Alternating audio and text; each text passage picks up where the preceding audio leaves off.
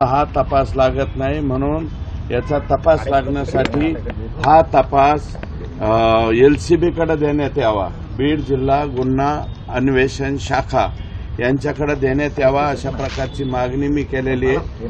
आणि हेच मागणी त्यांचे बंधू यांनी सुद्धा केलेली आहे, मुंडेंनी, आणि त्यांच्या पत्नींनी सुद्धा त्या ठिकाणी बोलताना सांगितलेलं आहे। आणि सतीश फड हे त्यांचे मेहुणे आहेत, त्यांनी सुद्धा या ठिकाणी माहिती दिलेली आहे। आणि माझ्याकडे जे काही माहिती आलेली त्या माहितीच्या आधारे मी या ठिकाणी सांगितलेलं आहे की ठराविक काही कर्मचारी, पोलीस कर्मचारी यामध्ये सुद्धा येत आहेत। ते तुम्हाला सांगतो, भाताने, संजय सचिन सानप, भास्कर केंद्रे, हे ठराविकच नाव येत आहेत। आणि हे फड एक कोणीतरी आहे, हे सर्व कर्मचारी बघा तुम्ही, विष्णू फड, पोलीस कर्मचारी गोविंद भाताने, पोलीस कर्मचारी भास्कर केंद्रे, ह्या सर्व म्हणजे ह्या सगळ्या लोकांचे कॉल डिटेल जर चेक केले तर महादेव मुंडे यांचा खून कुणी केला हे 8 दिवसाच्या आत या ठिकाणी स्पष्ट होईल। आणि ह्या सगळे या कर्मचाऱ्यांना, रवींद्र सानपपासून ते आता मी नाव घेतलेले हे सगळे कर्मचारी, यातले भास्कर केंद्रे हे 15 वर्षापासून फक्त परळी तालुक्यातच आहेत। हे आता नवीन नियम मला वाटतं, मी आता गेल्याच्या नंतर राज्याच्या रश्मी शुक्ला मला वाटतं प्रमुख आहेत, त्यांना मी विचारणार आहे की एकाच जागेवरती किती वर्षे, 15 वर्ष एखादा कर्मचारी कसा राहू शकतो याचं डिटेल काढतो। कारण हे काय करतात, फक्त 3 महिने दुसऱ्या जिल्ह्यात गेलेला दाखवतात आणि 3 महिन्यांनी परत भास्कर केंद्रे परळीतच येतो आणि कशासाठी येतो काय कळत नाही।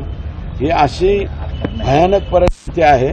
आणि एवढे लेकरं आहेत त्या महादेव दत्तात्रय मुंडेच, मला वाटतं IBN 18नी त्यांची मुलाखत दाखवली होती, त्या मुलाखतीमध्ये महादेव मुंडेंचा मुलगा सुद्धा दाखवलाय।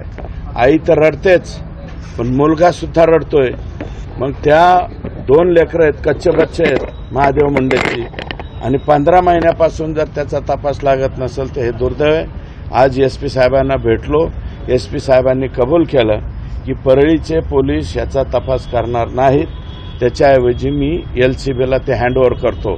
LCBला हँडओव्हर करताना सुद्धा मी SP साहेबाला एक विनंती केली, LCBचे जे प्रमुख आहेत शेख का कोण यांना सुद्धा आकांनीच बसवलेलं आहे, त्याच्यामुळं LCBचे शेख वगळून LCBला ही केस द्या, अशा प्रकारची विनंती त्या ठिकाणी मी केलेली। अण्णा, संतोष देशमुख खून खटल्याच्या तपासामध्ये वेगवेगळे व्हिडिओ बाहेर येतात, वेगवेगळे खुलासे बाहेर, त्या संदर्भात काही चर्चा झाली का SP साहेबांची?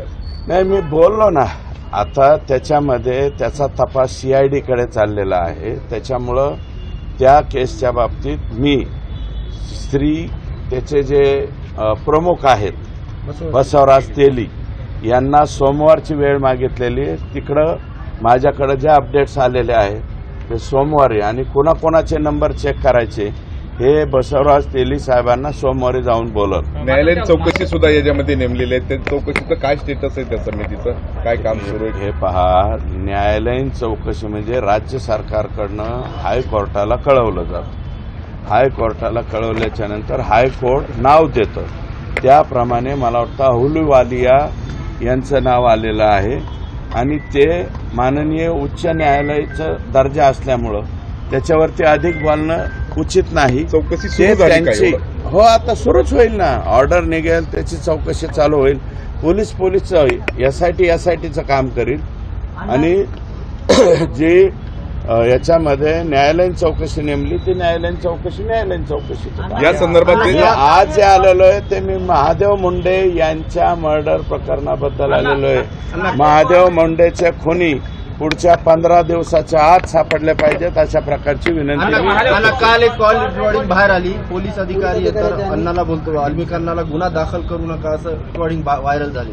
हे कोणीतरी, मला वाटतं काय नाव आहे त्यांचं, मिस्टर बल्लाळ देव, त्या प्रभासच्या पिक्चरमध्ये होता एक बल्लाळ देव. मिस्टर बल्लाळ हे जे असे वागणारे लोक बीडमध्ये बरेच झाले. त्याच्यामुळं तर हे स्तोम माजलं ना. बीड जिल्ह्यामध्ये हे जे प्रकार झालेले आहेत, पोलीस बळ आमचं पूर्णपणे बदनाम झालं. मुन्नी बदनाम हो गई तशी अवस्था आमच्या पोलीस बलाची झाली. त्याचं कारणच हे आहे. ते असे बल्लाळसारखे आणि त्या दिवशी बघा नुसतं कालचाच व्हिडिओ काय घेऊन बसले. वाल्मिक कराड यांना कोर्टातून जेलमध्ये नेताना वाल्मिक कराडचा संतोष कांबळे नावाचा PA कसा बसल त्याच्याबरोबर याची काळजी सुद्धा बल्लाळ घेत होता. तो व्हिडिओ नाही का तुमच्याकडे? तो सुद्धा व्हिडिओ दाखवा ना. त्या दिवशीचा तो व्हिडिओ दाखवा. तोच म्हणतोय संतोष कुठे या लवकर, रोहित लवकर या. अरे बाप रे, अरे काय चाललंय. आणि काही कर्मचारी म्हणजे गुन्हेगार आम्हाला कोणत्या जेलमध्ये पाठवा हे सांगायला लागले. लातूरचं जेल मागतायत. कशासाठी मागतायत त्याची सुद्धा सगळं माहिती आहे माझ्याकडे. फक्त ऑर्डर होऊ द्या, मग नंतर सांगतो मी. मात्र अण्णा महादेव गित्ते प्रकरणामध्ये रवी सानप जे तपासी अधिकारी होते ते आरोपीपर्यंत पोहोचले होते. मात्र त्यांना रवींद्र सानप हे त्यांच्यापर्यंत पोहोचले होते अशी माझी त्याच्या. आणि रवींद्र सानप हा स्वाभिमानी अधिकारी आहे. त्यांना सांगण्यात आलं की ते आता नाही का राष्ट्रवादी काँग्रेस पक्षामध्ये गेले होते. राजाभाऊ फडचं नाव टाक म्हणले आणि त्याच्याबरोबर 5 लोक आणखी जॉईन करून टाका आणि 6 जणांनी खून केला म्हणून दाखवून टाका. आणि ज्या वेळेस हे महादेव मुंडेचा खून झालाय या कालावधीत सुशील कराड आणि श्री कराड. सुशील कराड हे वाल्मिक अण्णाचे चिरंजीव आहे आणि श्री कराड यांचे या दुबे मला वाटतं मुंबईवरनं कोण आणलेले आहेत, अतुल दुबे सायबर तज्ज्ञ यांना आणले. 6 मोबाईल क्रमांकावरून वाल्मिक कराड यांचे चिरंजीव सुशील आणि श्री या 2 मुलांनी पोलीस निरीक्षक रवींद्र सानप, त्याच्यानंतर विष्णू फड, गोविंद भाताने आणि भास्कर केंद्रे परत हीच नावं काय आहेत. या 6 मोबाईलला अर्धा पास सतत मला वाटतं 100 वेळा 150 वेळा मोबाईल केलेले. महादेव मुंडेचा खून झाला त्यावेळेस यांच्या घरातून त्यांच्याकडे फोन कसं काय जातात याचाही तपास झाला पाहिजे. मी आज आरोपी मानत नाही, पण मग यांना 150 कॉल करण्याची आवश्यकता काय हे मी एसपींना निवेदन दिलेलं आहे. आणि 150 कॉल चेक केले गेलेत मनाकडून. जे मुंबईवरून सायबर तज्ज्ञ आणलेले आहेत दुबे नावाचे जे सायबर तज्ज्ञ आहेत त्यांनी त्यांचं मत या ठिकाणी नोंदलेलं आहे. आव्हाडांनी एक ट्विट केलाय आज सकाळी. त्या व्हिडिओमध्ये एक महादेव गीते नावाच्या व्यक्तीचा तो व्हिडिओ आहे हॉस्पिटलमधून. मात्र ते महादेव गीते आता जेलमध्ये आहेत आणि ज्यांच्यावर त्यांनी आरोप केले ते मात्र बाहेर दिसतात. महादेव गीते जेलमध्ये आहेत आणि त्यांनी ज्यांच्यावर आरोप केले, ज्यांनी गोळीबार केला असं त्यांचं, ते मात्र बाहेर आहेत. म्हणजे असं झालंय का? ट्विट केलंय. जर आता जितेंद्र आव्हाड साहेबांनी ट्विट जर केलं असेल मला वाटतं ते खरोखर तपासलंच गेलं पाहिजे. आणि मी जे म्हणलं ना आता कृष्णाजी की ठराविक जेलची मागणी वगैरे या आरोपींकडनं होऊ शकते. माझं म्हणणं आहे की या आरोपींना मराठवाड्याच्या बाहेर आता ज्यावेळेस यांची MCR होतील मराठवाड्यामध्ये यांना ठेवण्यात येऊ नये. शक्यतो पश्चिम महाराष्ट्रही नको. यांना विदर्भामध्ये तिकडे जरा लांब पाठवलं पाहिजे कारण तिकडचे जेल जरा वेगवेगळे अधिकारी असतील तिथं. लातूरला परिस्थिती जरा गंभीर आहे. अण्णा वाल्मिक कराडशी संबंधित असलेल्या लोकांची अनेक ठिकाणी प्रॉपर्टी दिसून येते. यामध्ये ईडी चौकशी झाली पाहिजे का किंवा त्याची तुम्ही मागणी करता? ईडीची नोटीस लागलेली आहे. फक्त आम्ही आता कागद गोळा करतोय आणि ते सगळे ईडीकडे नेऊन घालतो. मी तक्रार कारण करणार आता- स्वतः वेगळी. मी तक्रार करणार आहे. आणि आता इथं मांजर सुंब्याला सापडले ना 20-25 एकर, हे काय आत्ता सातबारा आलाय.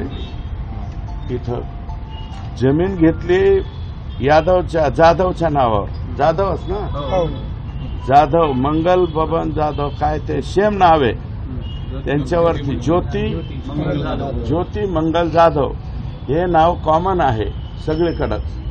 आणि त्यांची आता इथं मला वाटतं 5-25 एकर सापडली. पण ह्यांचे 5-25 एकरमध्ये जे दरी होती ती भरायसाठी दुसऱ्याच रसाळांचं उकारलंय आणि तिकडं नेऊन टाकलंय.